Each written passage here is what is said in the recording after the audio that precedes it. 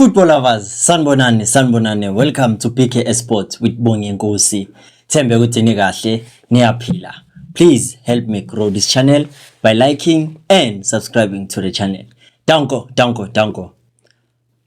Many people are confused about how could have Chiefs secured an automatic qualification to the quarterfinals of the CAF Confederation Cup. So let me explain it. Let me make an example. Al Masry and the Kaizer Chiefs. Let's look at the head-to-head for now. Kaizer Chiefs scored 2 goals at home and Al Masry scored 2 goals at home. They conceded 1, Kaizer Chiefs also conceded 1. So in these comparisons, they were going to look at the head-to-head between these two teams. So let me say if Kaizer Chiefs scored that required 3 goals. Now they were going to look at 4 scenarios to confirm which team is going to advance if they were going to be tied on points, especially if Chiefs could have lost.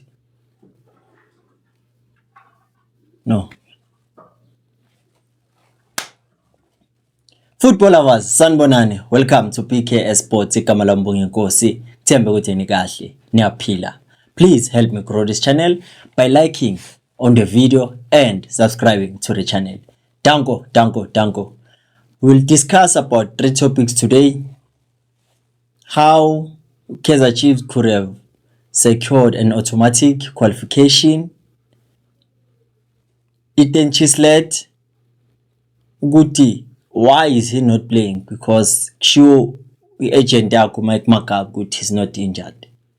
The statement made by coach Khalil Ben Yusuf about how their schedule is tight and how they could make things better for them. Let's start with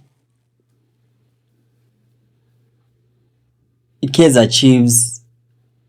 How could they have secured an automatic qualification to the last 8 of CAF Confederation? Let me make an example. Yesterday, Kaizer Chiefs needed to score 3 goals in order for them to secure an automatic qualification. So if they've scored 3 goals, it would have simply meant, even though if it happens with these 2 teams in the final day, they are tied on points. Kaizer Chiefs bebazobheka 4 scenarios when they compare the stats between Kaizer Chiefs and Al Masry. Head-to-head of points accumulated, they'll see with okay, they are equal. They are all sitting on 10 points. If Kaizer Chiefs would lose the last game and Al Masry win the last game. Number 2, they look at the goal difference. If nakhona the goal difference it is tied, they go to the next scenario. They look at the goals scored. So when they look at the goals scored, they also see it, okay, Kaizer Chiefs will have an advantage, an edge over Al Masry because they've scored 3. Al Masry scored 2. So they tick with Kaizer Chiefs 1. And then they look at away goals scored. They see Chiefs scored 1, Al Masry scored 1. They are tied again. So it simply means good, one thing separates these 2 teams. That's why Kaizer Chiefs could have secured an automatic qualification because of the head-to-head stats between the 2 clubs. But if all those 4 scenarios, they were equal in them, it simply means they had to resort to the subset. Now they are no longer comparing the 2 clubs, but they are looking at the whole group. They repeat the same procedure. They look at the goal difference, the points, the goals scored, and ama draws abekhona. So if one had an edge over the other, was going to qualify if that was the Kaizer Chiefs.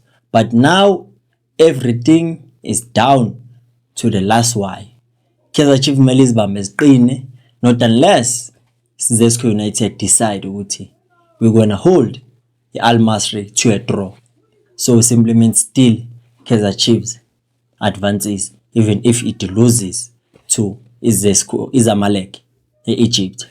That's how Chiefs could have secured an automatic qualification based on our head-to-head stats.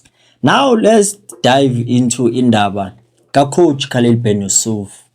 I won't say it is an excuse, but I'd say what he is complaining about, it is valid, but now it also contradicts themselves also, because Kaizer Chiefs has this tendency ukuthi even home games they are not playing at FNB.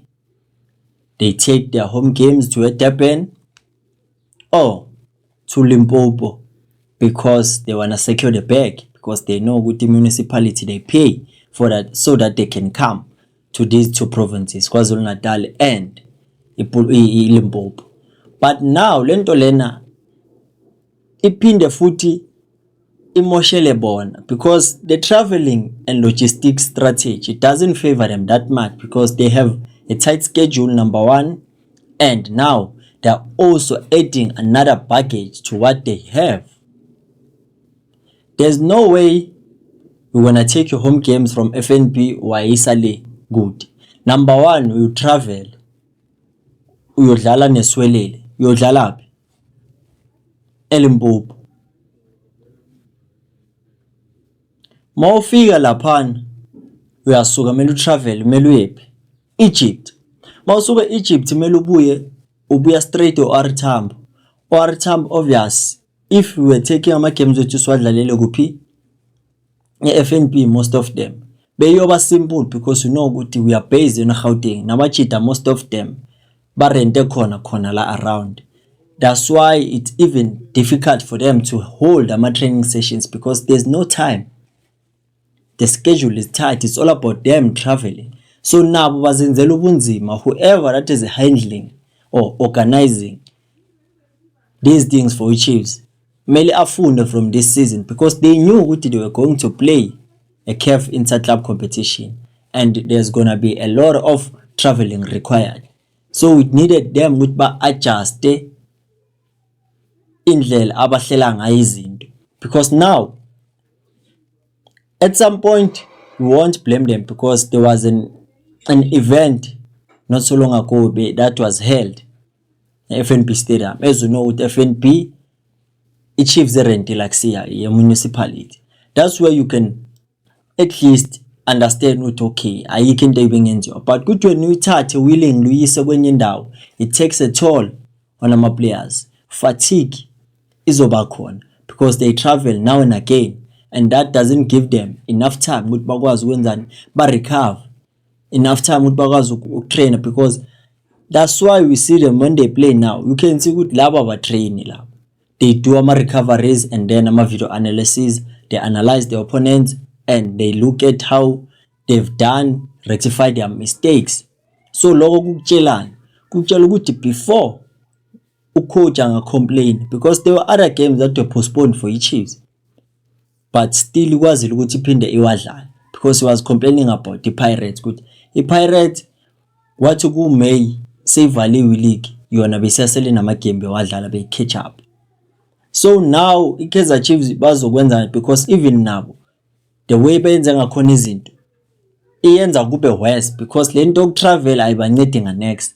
They rather opt ukuthi if our home games are in FNB, are at FNB, let's play all of them at FNB, because lento ukuthi wena uzojabulisa iCountry yonke, because yes we know ukuthi ama fans maningi eDurban nase Limpopo for Chiefs, but for ama players it seems like they are not considerate of them ukuthi bona how do they react ku all of this, because ukukhathala kuzoba khona and manje kugcina futhi kube yithi esiblame bona without understanding everything that is happening.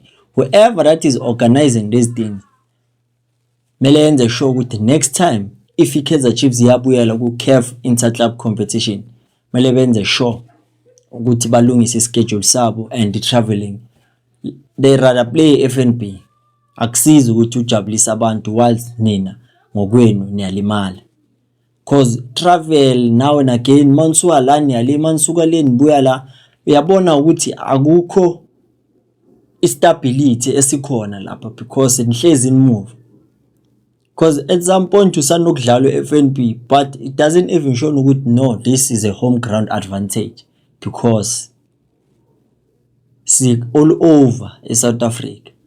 So that thing needs to end ukuthi bathole a solution. But going back to the point ukuthi yeah, other countries they do prioritize such competitions because unakuthola ukuthi iclub isanokuhlala ingadlali 5 games just because they wanted ukuthi focus ku these CAF games. But kwamanye ama countries they don't. It's all about ukuthi you knew ukuthi usifakephi, so sebenza ndoda. Like Mamelodi Sundowns, they are used to this. That's why bona ba complain because sebajwayele. But for Chiefs because bashabo view once after 5 years, after 10 years, but after 3 years bayabuyela. So if it was something inconsistent ngabe izinto sebayijwayela base complain because now this is where it depth get to be tested. Good, how far will it carry you? Because we all know ukuthi kuzoba nama injuries, kuzoba nama suspensions, kuzoba nokukhathala. So it's difficult ukuthi unga rely on certain players because if things decide ukuthi they are going south, it means we are doomed. If uMaboyi uba injured, uba suspended, kusho ukuthi phelile ngathi. UFundlovu, if uPeterson, so you see ukuthi it's not about manje ukuthi kubhekwe indaba yama games kuphela, but it's now about managing your squad. Make sure that everyone is ready. Ukuthi makalahlelwa ushaya ispan. Mina that's why I didn't blame them abashaya rotation against Stellenbosch because I know ukuthi asozoba khona ama rotation. It's just nje ukuthi we were unfortunate ukuthi we lost that game, but nje I didn't question anything from them. It's just ukuthi even a game plan ivele asilahlekele igame isaqala, but if it didn't happen that way ngaba sikhala ngale ndlela esikhale ngayo. So the last topic of the day, it's about Eden Chislett. Eden Chislett is being represented by Pro Sport Agents International. Ega Mike Makab. Siyazi ukuthi ma represent Mike Makab angeke nje akiyeke uye ehlathini. Uzokumela and uzokukhulumela. He just issued out a statement ukuthi he is not injured to Chislett and I don't know why he's not playing. So sekumele sibuze siphendule thina ukuthi yini akekho mnandi enough or kunezinto azenzayo that doesn't align with the code of conduct of the club, or khona ama documents asashoda ukuthi amgunyaza ukuthi angadlala because they avoid the situation ecishe ifane nabo Andriana Remanana Ducks, Andrew Asina, the Madagascan player that yeke asifake enkingeni sathole transfer ban. So now they are cautious because as understand because there's no transparency. We are kept in the dark most of the time. Even Noshin asazi next because now is cards ukuthi nabo bangazibonakalisa ukuthi what are they capable of, because kunabantu abanikwa ama opportunities but bahluleka ukwasebenzisa. Maybe if singabona ubuso busha we can see something different from the club. Maybe that number 10 role he can play it better. We don't know. Now it's all about us assuming. So manje ke lokho kusho about the club and the fans. Or maybe bathengwa ngephutha asazi, but khona ukushaya amanzi ayinuki engasiwanga. Hopeful ukuthi bazolithola ithuba ukuthi badlale. Maybe that's when we can judge for ourselves ukuthi if maybe it's a matter of fitness, but I refuse to accept ukuthi ngaba fitness since from last year June namanje labantu abakabi to the condition lena edingakalayo, the fitness level edingakalayo ukuthi badlale. There's something thina singayazi, there's no way, but angeke siconfirm izinto esingazazi. We'll wait from the club itself ukuze igcine seyisi-update or sibone ngama-players sewadlala. Maybe they can offer us something, because I believe ukuthi uShinga naye angazibambela lapha kuya left back position. Chislett angazama lapha kuya attacking midfield, maybe to relieve uMdudai kuma duties oba number 10.